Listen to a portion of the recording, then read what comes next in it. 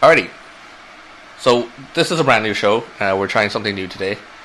Today we're going to be discussing topics and probe Steve's mind.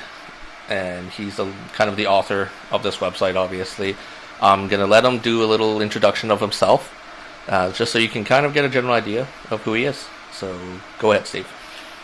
So as of this recording, I am 24 years old, and I was born and raised in Edmonton, Alberta, Canada. My parents are originally from Taiwan, so I have a pretty interesting background into both cultures. I've kind of dipped my feet into both, I could say, and that's really changed how I view the world, I guess. So that's kind of the lens with I view the world. Just a little bit of both. Now, a little background on me, I guess. I've known Steve for close to 4 years now, you think? Probably 4 or going on 4, maybe 5. Yeah. It's been a good amount of time. A decent amount of time. And I've gotten to know him over the years, and I learned a lot just through his experiences, his thoughts on things, and which is why I think that where I got the idea for this show to do, because he's a very interesting man, and his outlook on life is very positive in the sense that everything that at this point that he has set out to achieve, he has in one way or another. And that's leading on to our first subject of the day, which is, we all know that you're into Muay Thai. Oh yeah. A little bit. And we all know about the physical strain. That's pretty obvious. But the question is, what about the mental struggles that you go through when you are doing something as intense as martial arts? Personally, I think this will kind of apply to everyone. Obviously, this is personally from me, but the big thing with martial arts, especially when you're competing and fighting, is self-doubt. I think that's a really common mental, I guess, strain that always kind of creeps into the back of your mind when you're training, when you're having an off day, when you're having a good day, when you're preparing for a fight, whatever it is. I mean, you see it in movies all the time. Rocky number 3, when he's fighting Mr. T, right? Yeah. And Apollo dies. So like he's shooken up and he's scared. Like it's not a new concept, but I think it's really, it can be really devastating to not have confidence in a one-on-one competition like Muay Thai, where you don't have teammates to rely on. You know, it's not other players on the field that can help you pick up the slack. It's one-on-one confrontation in the ring. It's just you and the fighter. Oftentimes, it's just the lighting. The way the lights are spot on, you can't see the audience, and because of how the adrenaline works, you tunnel vision. So it's just you and your opponent, and someone has to win, someone has to lose, right? So it's really easy to get caught up in the mindset of, I'm not good enough. Did I train hard enough? Am I weak? Is the other guy better than me? I think that's just probably the most common one, and also happens to be the most detrimental attitude you can have as a martial artist, as a fighter, as a competitor. For sure. Just not having the self-confidence or self-doubt, I guess. Yeah, exactly. You brought up a great point earlier. I coming from a layman, I've never been in a ring. I don't do martial arts. So now you've mentioned actually a really good point. I didn't know that being in the ring was segregating. You're separate, I guess, from the audience, because from our point of view, it feels like our energy that we put out can affect you. But you're saying that I guess it's more of an internal. Not necessarily. I mean, it's definitely true that you can hear the audience, and oftentimes if you have a good coach, that's the best thing. If you have a really vocal coach, you can hear him, go to your left, slip the jab. You get that feedback, but yeah, because all the spotlights are on you, you can't see. And you're so focused on your opponent that oftentimes you can't sometimes even hear. My last fight here in Edmonton, on the Frank Lee's card in Yellow Hit In, because I was fighting a southpaw for the first time. I was out of my element. I couldn't hear my coach. I couldn't hear the audience. I was so effed up, like, mentally, that I couldn't concentrate on my game plan. I wasn't really sure where I was, And Yeah, it's really different. You don't understand it till you're in the ring, but it can be a total mind f when you're in there. So, coming from, I guess, adding on to that now, does that mean that you really can rely on you have to rely, I guess, on yourself once you're in there? I mean, because you have no audio, you have no visual cue, your only audio input is from your coach. So what are some of the, I guess, struggles then within the ring that you have overcome?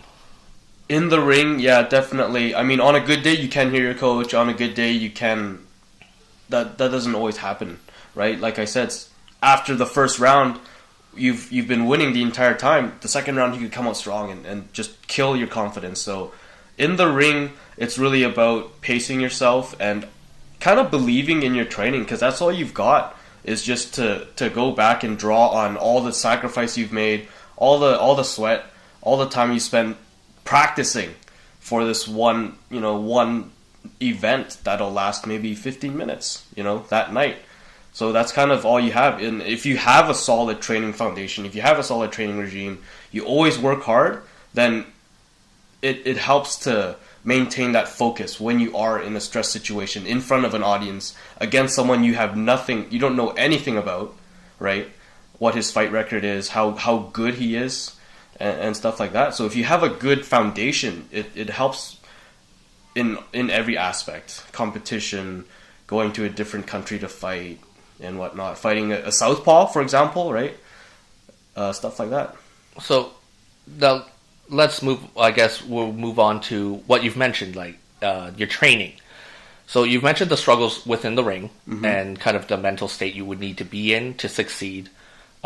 What are some of the struggles then you would go through during the training? What are some roadblocks that you've run into? During training, yeah, it's the same idea. I mean, you can't be perfect, and every once in a while you will have a bad day. Or sometimes when you spar, you'll just flat out lose and just not have a good day. And at that point, if you are training for a fight, it's kind of up to your teammates, your coach. People who have done this for a long time to understand and then realize that situation and kind of find a way to get you back to your strength and your comfort. So for me, it could be boxing. I have a good boxing background. I move a lot, and I'm kind of an evasive fighter. So maybe I'm having a bad day hitting pads, and my kicks aren't right. Something's off. Maybe I tweaked my back sleeping or something. Then that's kind of on your coach to really help bring you back to your norm, your default, which is, confidence and hitting pads and stuff. So teammates and actually, it's not a lone wolf, I guess, endeavor in terms of success then. Definitely not. When you are in the ring, that's kind of the best attitude to have, because you never know what'll happen. Maybe your coach can't make it to the fight or whatnot, and then it's just you and the other guy, mano a mano. In the ring, yes, but when you are outside training, it definitely helps to have a solid team backing you for the fights. So that's a very different mental state within the ring and without. And it seems to me that the key to success is to be able to balance both, to be able to listen to others and take advice, and then to be able to trust in your training and your teammates to be able to implement it within the ring. Mm-hmm. Now, we've discussed your training outside of the ring. We've discussed what it's like within the ring. How about let's talk about your life in terms of outside of Muay Thai.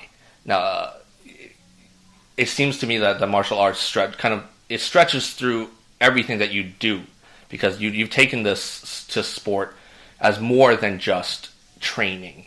You've actually been into competition multiple times now. I believe you've won some titles. Mm-hmm. And you've been at this for quite a few years. You traveled to Thailand and gained a lot of experience. So, to the layman, for someone like me, viewing this lifestyle, right, it seems to me that you've definitely dedicated much of yourself to it. So, what are some of the struggles? What are some sacrifices you've had to make this work for you? I don't know if I can call it a sacrifice, because to me, sacrificing means sort of a compromise, right? When you're in a relationship, you compromise one for the other, or you kind of reach a middle ground. For me, Muay Thai has always been the priority. So if anything, what things have I missed out on by training in this and going into Muay Thai? To me, like, really not anything, because to me that's the thing I want. So, well, did I really sacrifice anything? Because to me it's all gain, really. I haven't lost anything. I haven't traded anything for Muay Thai. Money, I guess, maybe that's not really a big concern for me. But you teach now. I teach, yeah. And you can potentially, you can make a comfortable living, I'm assuming, from this as even a career choice then. So for the people out there who are looking to see what potential they have in simply training in Muay Thai, I think you're kind of living proof that you can treat this as a lifestyle and not miss out on anything then. You have to be comfortable. I think with any kind of choice like this, you have to be comfortable with the bare minimum. And that's kind of what I have now. And Rock, Sly, he's definitely one of my heroes. When he produced Rocky, he was literally broke. I mean, he sold his dog. Everyone, I think, knows the story of Rock. He literally lived his life at the time exactly like the character he invented. So, I mean, you have to be okay with the bare minimum, and oftentimes if you really do find your passion, that's not a compromise. That's just the life you chose, So I think as long as you're okay scraping by, doing what you love, then it'll work out. But if you want to have the extravagant lifestyle, if you want to be filthy rich, you're kind of in it for different reasons then. And then I kind of question your motive with that attitude. If that makes sense. That's actually something that I see in a lot of what you do, is that it's very obvious that it takes a lot of kind of mental preparation. You need to know what you're getting into when you do. For you now, you've stated what your current accomplishments are, and it seems to me that your current state is you're comfortable with where you are now. Do you have any aspirations or goals for the potentially immediate or far future? Immediate and far future, not really. It's just doing more of what I already love. When I first started out, my original intention was, it was a little bit fantastical or romantic, I suppose you could call it. But I wanted to be the best fighter in the world, and I was the complete underdog. I've never really trained. I started out just buying a heavy bag and working it. So really, really humble beginnings and big dreams, just being the best fighter in the world and just being famous, people talking about me. Here he comes, undefeated record, whatever. And as I trained more and more, competed, teach, I realized like your goals can shift and nothing really immediate stands out. I'm just gonna keep doing what I'm doing and see where it goes. I'm gonna keep fighting, keep training, keep teaching, and share my passion. That's kind of the whole point of this website, is to share my passion for those who also want to do this, and then potentially help other people who are on the same path, kind of guide them and ease them into it without going through the hardships that I had to go through. It seems to me perseverance is definitely key in your aspirations, goals, and continue doing what you're doing, not giving up, taking each step at a time. And, there's no fast track to success, but success comes through training and practice. Yeah, you definitely have to go in it with the intent of just hard work. If your first instinct is I want to be successful, make money, be famous, you're too externally motivated for something like martial arts, in my opinion. I mean, there are other things where you can benefit from that attitude, but with something so internally motivated like martial arts, you definitely can't have that attitude, because you're setting yourself up for failure. Because when's that payout and cash out supposed to come? How much should it be? You can't gauge it. There's no line. There's no fine line to it. So having that attitude, I think, yeah, you definitely need to be motivated to do this. And like I said earlier, just to do it with the bare minimum lifestyle that you can do it with. And I think you've established definitely that the perseverance and being capable of taking each success as, you know, its own gratifying reward, and, you know, setting your own goals. It seems, no matter how small or how big, you know, satisfying your own personal goals is very important, and kind of keeping your eye on what you really want. Because if it's not something that you're expected, or it's not something you want to do, then success is going to be hard to come by then. Yeah, you need to... Everyone has that one thing. It can be 2 or 3, but everyone will have that one thing that just drives them. Like, you know, there are a lot of quotes, like, find your bliss. And when you live your life pursuing those things and those types of people that really help nurture that passion, then that's kind of a success in it of itself, is how I've always seen it. Because you can't really fail or go wrong when you have that kind of direction, right? So it's personal growth. You can, every little thing you do. I mean, you're helping yourself become a better version of yourself, right? Every step of the way. And now moving on to the next subject, I guess. I think we've talked a lot about. We've covered most of what I would consider like your mental struggles, how you've persevered, how you view, you know, your life, and all of those things. I think you're going to help a lot of people with that. Then I guess the next topic, let's talk about inspirations. What you've mentioned, Sly. You've mentioned Rocky. Sly's a big one. Yeah. But in terms of like inspirations, like where do you get your power from, your strength from, when you need to do what you want to do? At first, as you get really into this, it becomes easier because you have a track record. You can kind of pull out and remind yourself, oh, I have done this, I have fought, you know. Mm-hmm. But in the beginning, it definitely helps to have heroes or people who you can look up to, which is why I've always kind of, I mean, you have this in a lot of different cultures, but really just respect your elders because they've been through it and they have experience you can draw from. And so I've always kind of had a lot of heroes that I could look up to and people who could influence me positively. Even just watching a martial arts movie, the hero, or, you know... the good guy. The good guy, I guess you could say. Yeah, whatever. The good guy, he has a lot of different attributes and qualities that make him who he is, and it's good to have those influences when you grow up, because it just steers you in the right direction, I suppose is the right word I want to use. And it's not one thing, it's not two things. They're usually, the definition of a hero is they're a really rounded, dynamic person with attributes you want. It's not one attribute, it's not two. It's their entire personality.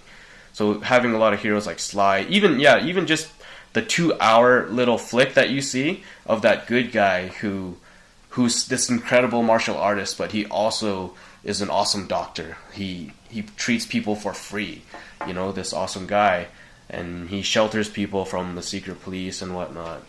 It's humbling to see such a perfect person, and in our pursuit to achieve that, I think it's just heroes for sure. Kind of how everybody, I mean, when you're growing up, everybody wanted to be a firefighter or a policeman or a doctor. It seems to be the goal is to be a good person, to help others, and to do that, I mean, you kind of have to internally believe in yourself and be a well-rounded human being before you can help others, I guess. And those seems to be like the type of people you like. They're grounded, I guess is the word. You seem like a very grounded person. So what keeps you grounded inspiration-wise? Inspirationally, I suppose it's still the same thing. I mean... does it... Being fantastical characters, right? These are generally perfect, like you've mentioned, human beings. Yeah, just really almost over the top, you know? But, so, I mean, you've done very similar things in the sense that you've persevered and grown and you've diversified your knowledge and your life to the point where you mentioned being well-rounded, and I see that you definitely strive to be a well-rounded human being. And so, what do you do to, I guess, achieve that diversity? I think it definitely helps having martial art as my main focus because, okay, let's talk about it in the terms of boxing. So Muay Thai is more of a competitive martial. It's arguably not even a martial art. Arguably, it's like boxing. It's for a show. It's a sport. It's more of a sport martial art than anything. But I've taken it to its roots, and I grew up watching martial art flicks where there are martial artists, and it definitely helps to have that mentality of just carrying that sort of well-roundedness, that groundedness, I guess, into everything you do. So I'm lucky in that sense, I suppose, and it is a lifestyle. It's not just when you're on the mats, when you're hitting pads, when you're fighting. It's when you're walking down the street, when you're cooking your meals, how you treat other people. It's a lifestyle. You don't lose it, and it doesn't go away when you leave the dojo. It's still part of you. It's just now it's in a different kind of form, right? So I definitely think that's the big contribution to it, is keeping Muay Thai and martial arts as a lifestyle and not a thing I do. It's a part of me, right? In everything I do. Let's move on from the mental aspect. Okay, let's take a little venture, a little gander. Let's talk about competition. I personally love the thought, like the idea. I mean, I've never been in it. Not gonna lie, I've never been in the ring. But I love the idea behind competition. I love the physical, the mental fusion of the two. Being in the ring, training for a match. Yeah. The question, I guess, I have for you in terms of competition is how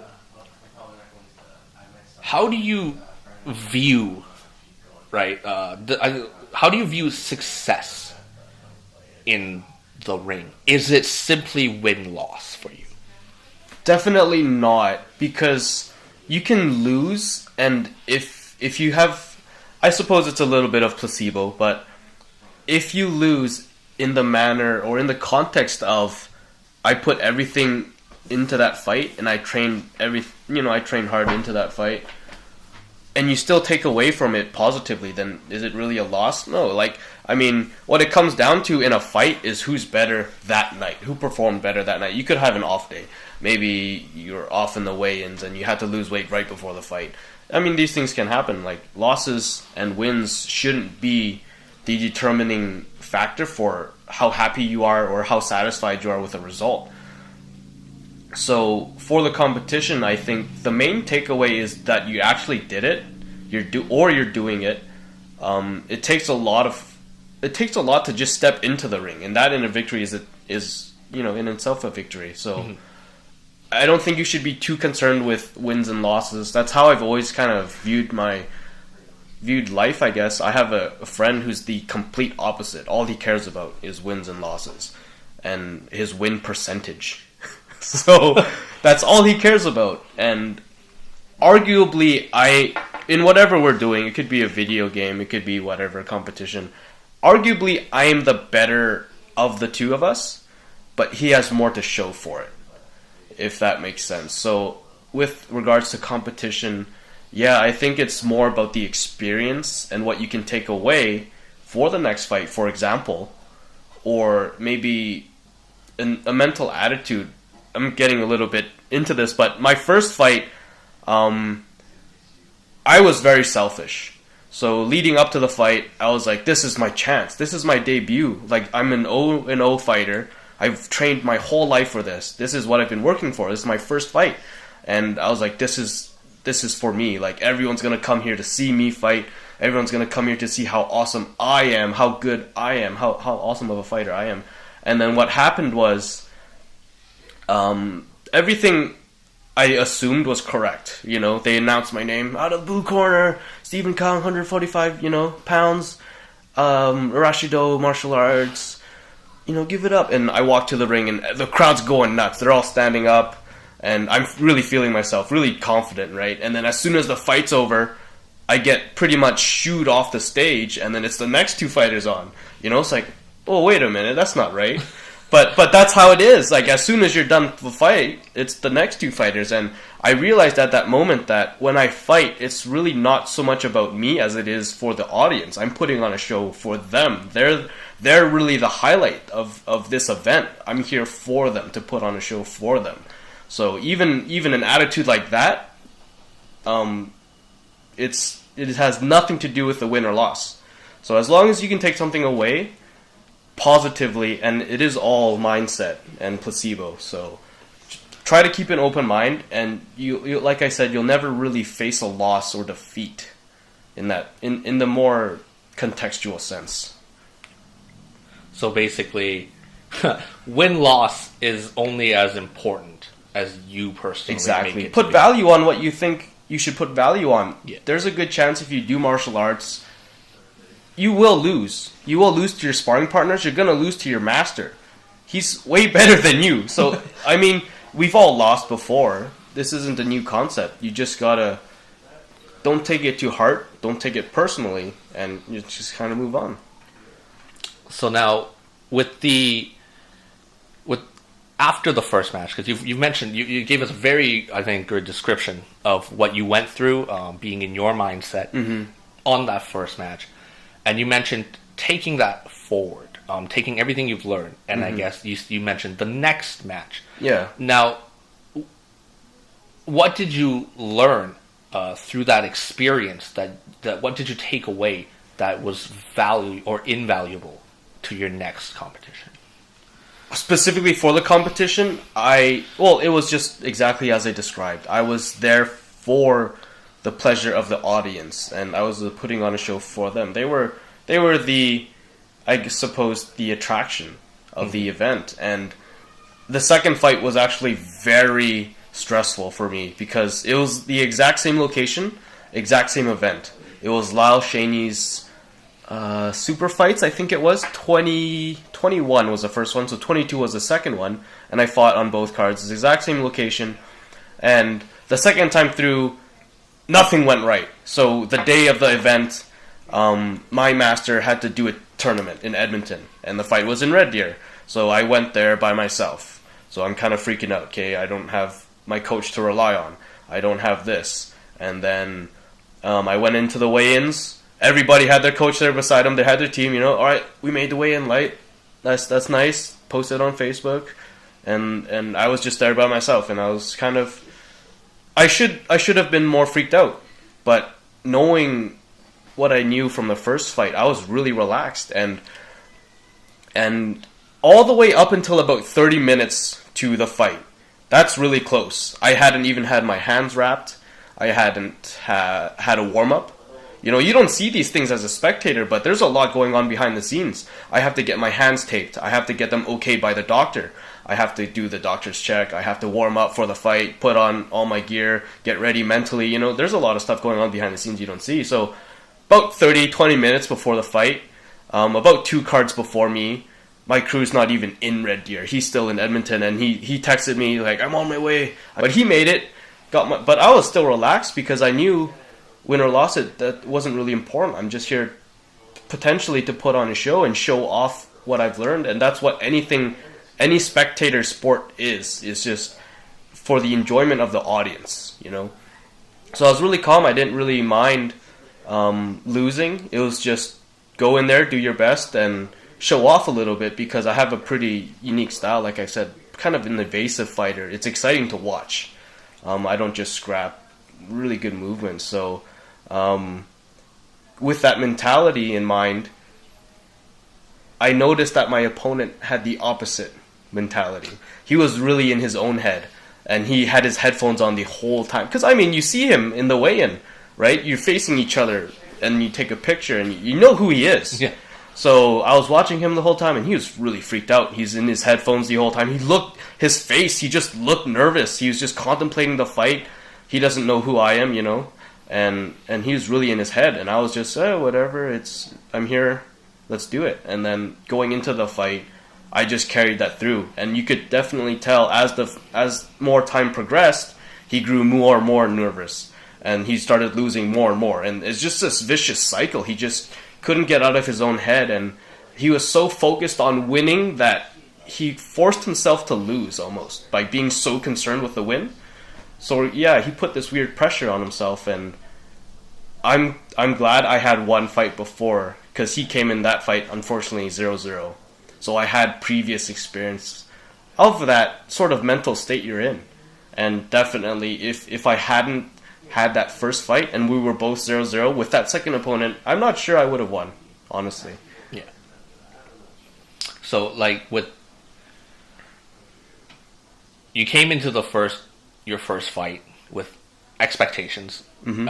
Obviously, it was very different than what you assumed. You took that knowledge into your second fight, and even there, you even recognized some of what your opponent was even going through, and recognizing all of that and seeing that, and that comes with experience. So for somebody new into the sport, somebody new into competition, it's no shame then to come in and not and failing, or I guess not getting the results that you were looking for then, because it took I guess more than one try to put yourself in the right zone. Yeah, I think this may be a little bit presumptuous, but if you're in martial arts, you've taken that first initial step, and that's always the most important one, because martial arts is generally meant for weak people, who, for the underdogs, I guess I want to use.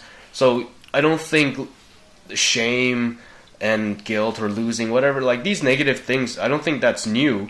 So all that really matters is if you continue with it, and if you can push past that stage. And again, taking that first step and trying it is honestly the hardest step. Once you're in the door, just train and you'll be fine. And that ties in a lot with the perseverance. Definitely. That I think the general idea through all of these questions that I've gotten from you is that perseverance is 100% key. Mm-hmm. You cannot succeed in any way if you don't keep trying. Yeah, definitely. Never give up, as the saying goes. Yeah, never give up. And that's what I love about Rock is he isn't ever. I find this very common and actually in a lot of media or character design is the underdog is never the strongest, the fastest, smartest. He never gives up. Rock, he's technically and arguably a crap boxer. But he never just stays down when he goes down. He gets back up. That's the specialty. He doesn't stop, He just gets drilled in the head and he keeps coming forward. So, yeah, like Apollo's outclasses him, but and that he just doesn't give up. That kind of it goes beyond your physical limitations. Then it's the mentality that I lost, but I haven't given up. There is the next round. There is the next fight. There is the next step. Definitely. Yeah, it doesn't stop until you want it to stop. And if you never want to stop, it'll never end. Right? You can only really bench yourself. Realistically. So if you've mentally checked out, then you're done. There's no way you're going to keep going. But if you're still strong, you got that relentless spirit, no one's stopping you. Just yourself, and it's said many times, you're gonna be your worst enemy.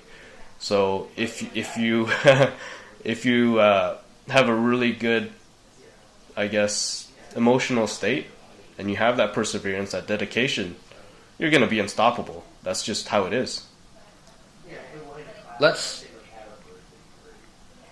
We've covered almost a lot of even that part. We talked about all the mental preparation, mental perseverance, being grounded, being well-rounded, having the proper outlook, all of that. Let's talk. One thing that you mentioned earlier that really piqued my interest now is technique, style. Mm-hmm. Right? Let's move on to, you've got the eye of the tiger now. You have persevered. You have taken that first step. You are in the ring. You are ready to go. Let's talk about style. Now, you've got a lot of background. What are some of the, I guess, styles and techniques and you've said boxing, you said kickboxing, right? What have you trained in personally? Personally and honestly, I've only trained in Muay Thai. From an instructor, from a gym. I mean, a lot of people, I think, watch videos and they take notes and they take it down, you know, and that's why they're practice here. It. Yeah, but it's one thing to just watch it and one thing to actually learn from it, and from a master, from someone who's dedicated a part of his lifetime to mastering this craft. So I'm not sure how to answer that question, because I'm not formally trained in boxing. Well, I'm not, I'm not formally... I guess you mentioned footwork, Mm-hmm. right? Boxing and kickboxing is very different in Mm-hmm. the sense of footwork, right? Stances are a big thing. I guess what I'm trying to say is, how did you form your personal style? How did you excel at what you were good at? Oh, so that's kind of a lucky symptom of having trained the way I did. So like I said, I bought a heavy bag, and all I did was just practice by myself. Like, I didn't have a coach. Back then the internet was still pretty new. I didn't have videos to draw from. So all I had was just like Rocky and movies, these kind of big titles. And I think the first season of Contender. Just stuff like this. And boxing was really big back in the day. So there was always something I could steal and apply myself at home. So skipping, you don't really need partners or training partners to do. You can just skip for hours in your basement. So that's what I did. And I didn't need to have someone hold pads for me. I could just hit the heavy bag. Like Rock, he just went to his buddy, what is his name? Paulie, his meat factory, and went to town on some pigs. Like, you just work with what you got. And the lucky thing about that is, when you're not forced to learn someone else's style, eventually you will develop your own, because you will find your strengths, you will find your weaknesses. And I remember the first time I stepped foot into a dojo for the first time, I was terrible, because I had zero defense. I didn't have defense. I didn't need it. All I worked on was footwork, my striking, my boxing. So first day of sparring, I just got mashed on. I had zero defense. I had zero range, right? Because it's one thing to hit a bag and one thing to hit a moving target who's trying to hit you. And I just checked out. It was horrible. But the benefit of that, again, is once I could potentially catch up to my offense with my defense, then I had a head start, because I developed my own style that caters to my body, my strengths, my cardio, my flexibility, right? Yeah. So I guess the big takeaway is, even if you are training under someone, most of the time you probably are, and learning from a specific master, a specific style, remember not to lose your individuality. Every person's body is different. So find your strengths and see what you can apply in the ring, stuff that other people might have as a weakness that you can capitalize on. I think that's how signature moves are born. Signature moves, for sure, yeah. Not everyone's signature move is the same, for that exact reason. And spontaneity, having your own style and flair, can just make you, I guess, distinguish you, for one. And on the other, in the ring, I guess it can be very, I guess, when you've been training and sparring with rigid set, I guess, of rules and techniques, when you go into somebody who decides to play their own game and play to their strengths, seems like it'd be pretty a scary thing to run into. Somebody, I guess, in their own body and comfortable with it. Definitely, because it's one thing to be a master of a craft, and one thing to take that craft and adapt it to your physical form, I guess, is the word I want to use. So for people who are taking everything that you're teaching them on the site and learning from everything, I guess at the same time they should definitely apply it to what benefits them the most. Of course, I mean, take everything with a grain of salt, Not everything I say is the truth, and I have said this in my videos and articles. This is the basic technique, apply it how you want to. And for the cross, for example, I start out by saying, this is how I throw the cross. I throw it as a distraction to the head, and when I throw to the body, I'm going for damage. I want to wind you. So that's my style with the cross. And I clearly state that. I do give, there are baseline fundamentals to each technique. There should be. This is how you should throw the jab. But having said that, how you apply these techniques and your free form offense and defense should be completely your own style. So when did you start to, I guess, recognize that you have developed, that you've taken these fundamentals, you've started to obviously excel at them, and when did you start recognizing that you have gone beyond the basics? Definitely when I got comfortable sparring. Once I had my defense, then I was able to shine and show off what I had practiced. So once I was comfortable defending myself, I could apply my offense in such a way that traditional Muay Thai fighters don't really understand. So Muay Thai fighters are very grounded and they do not move, which is a big contrast to boxers who constantly move. They're slipping, they're weaving, they're never in the same spot. Even if they're just standing there, their head's shifting side to side, back and forth, up and down, And it's a big difference when you don't shoehorn yourself into just an idea, and you can expand and grow your style. And you've mentioned sparring multiple times now. It seems to me that on top of your your individual training, on top of competition, sparring is a very large part of this sport. How does sparring, I guess, play into the overall scheme of things? What benefits it? What have you learned from it? How does it teach you? Sparring there are really two things you can do to prepare for the actual fight. Sparring obviously is one, shadowboxing is the second one.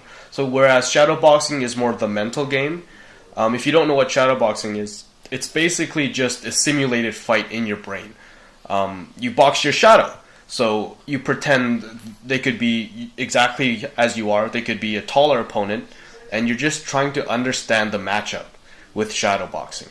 Whereas sparring is the actual physical act of playing out that match and feeling the rhythm, finding the range. Shadowboxing is the mental aspect. So sparring, if you can simulate your next fight, if you know the details of your fighter, if he's a southpaw or not, definitely simulate that so that you can get comfortable in that matchup, I suppose. Well, dialing it back now. For those who are learning the basics, who want to get into competition, but let's say don't have a dojo or gym or say the funds to subo, but still want to prepare. For those of them, how can they replicate, say, what they learn from a sparring? Shadowboxing is honestly probably your only bet. Mm-hmm. The unfortunate aspect of shadowboxing is it's still your internal view of a fight. And, like the great quote goes, war, you can't really prepare for war. You can, but as soon as the war, starts, then your battle plan goes out the window. I don't remember the exact quote, but I think it's something like no battle plan ever survives first contact with your enemy. It doesn't matter how much you prepare. Yeah, I mean you can, but you'll never know. Yeah. So what happens in sparring is it's the broken rhythm and the range. You don't know what to expect. It's your ability to adapt and apply the techniques you have learned in sort of a play concept. That's what really sparring and fighting is. It's play. You don't know what'll happen. You just go with it and react and respond accordingly. So if you don't have the funds, if you can't find sparring partners, there's really no reason to compete because you will not be ready. You will not have the experience of what it's like to be hit, of what it's like to hit a moving target. You don't know how tough you are. Maybe you can take the shots and fight back. Maybe not. Maybe when you get hit, you start turning your head away or you start flinching and blinking. Maybe you want to hide. you're taking retreating steps. So you need that realistic simulation of the fight. It's one thing to use shadowboxing to complement your sparring, but it's another to go primarily from a shadowboxing background and not have the sparring experience. You need the hands-on. So definitely, if you don't have access to sparring partners, you shouldn't be even considering competing. So in preparation, definitely sparring is a very pivotal role in the success of competition. Completely. And if you really want to take this far, you can't stay stagnant. It's really easy to just spar the people in your dojo, but you know how they fight. You know their style. You know their aggression. You know if they're a defensive fighter, how they like to fight. That's not realistic. So if you really want to grow and take this far, you have to fight as many people as possible, which is one of the reasons why I love the character Ryu from Street Fighter. He doesn't stop. He just keeps going, and in his pursuit to become the best fighter, he's traveling around the world. He's the world warrior, So incorporating styles from everywhere. The world. He just goes and he fights. So again, if you really want to take this far, you can't stay stagnant. You have to be a dynamic fighter. Fight as many people as you can, train under as many people as you can, and don't stop growing. So perseverance, being dynamic, pretty important. Hard work, definitely. You always need hard work anywhere you're gonna go. I don't think that needs to be said, but I'll say it anyways. Hard work. In terms of, let's go back to, I guess, techniques. Mm-hmm. We've mentioned what it's like forming your own style. You've talked about how to prepare to fight in the ring.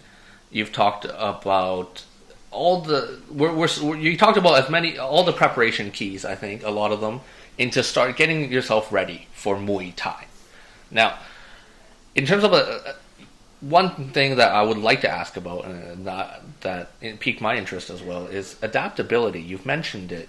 How do you adapt to, now that you've found sparring partner? You said there's tall ones, short ones, fast ones. Yeah, some are moves, some stand there, some can take hits, some can't. What do you do?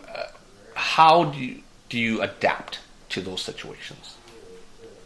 I suppose, like the training, have and understand your strengths, and then what it really comes down to is how you can exploit your strengths or apply them to your opponent and take away his strengths. So in the classical matchup of short versus tall, as a shorter fighter, his strength is to keep away, and my strength actually comes from moving forward and closing the distance, closing the range, and staying in that pocket.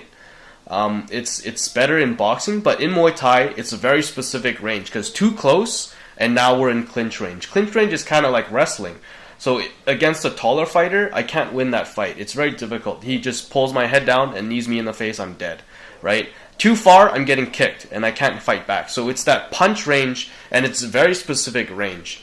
So in sparring, all it comes down to is what you're good at or what your advantage is, and taking away your opponent's advantage. Every advantage is potentially a disadvantage. So you have to really be open-minded and be able to interpret that under stress, while you're getting punched in the face, while you're tired and you can't breathe.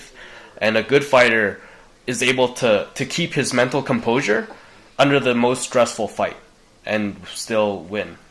And that's really what a good fighter is, in my opinion. So with adaptability and all these techniques and all this information that you've brought in, winning comes down to application then.